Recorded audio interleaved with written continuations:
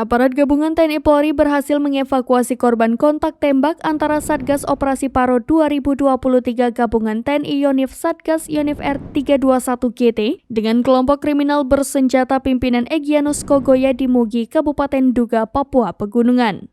Berdasarkan informasi yang diperoleh oleh tribunnews.papua.com, evakuasi berlangsung pada Rabu 19 April 2023.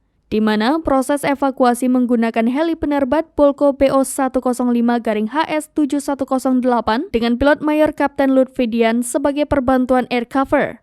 Heli penerbat Bell 412-EPA-CHA5232 pilot Kapten Dimas.